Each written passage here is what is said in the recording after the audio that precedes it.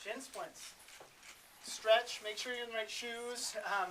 The biggest thing is you want to, with the shin splints, is make sure your back complex is very loosened up.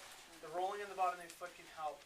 But a lot of times you want to make sure that the balance stuff, like I said, the single leg balance, but you want to make sure, absolutely sure you're in the right shoe. Okay, most of the right shoe for you. Okay, you want to make sure it's stable enough, not stable enough.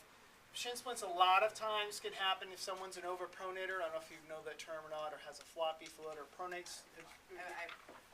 Yeah, so what happens a lot of times with that, it's a mechanical stress on the inner shin. The other thing is if you're in the right shoes and you start getting shin splints, make sure you know the date. It's kind of funny.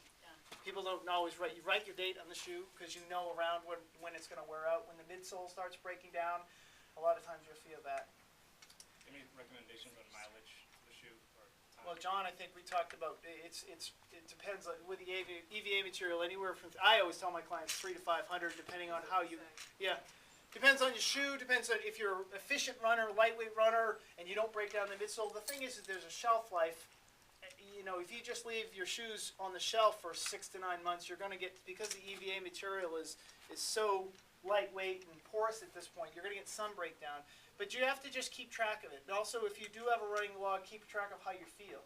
You know, I know for me, for running since, a long time now. Now I'm a 2 to 3 day week runner versus a 60-mile-a-week runner. But when my left IT band syndrome gets a little sore, it's either my hip or my running shoes or midsole's gone. So. And extreme temperatures too will break the shoe down. Yeah. Yeah, extreme. Don't leave them in the car in the summer. Don't leave them outside cold. I mean, that just left it. Like the other thing I always tell people to do is to alternate shoes if you can. If you have a brand you like and it works for you, great. Stay with it. If you run in the afternoon tonight and you're planning on running in the morning, that material within a 12-hour span is not going to rebound as much, and you're going to compress that tissue a little bit quicker than normal.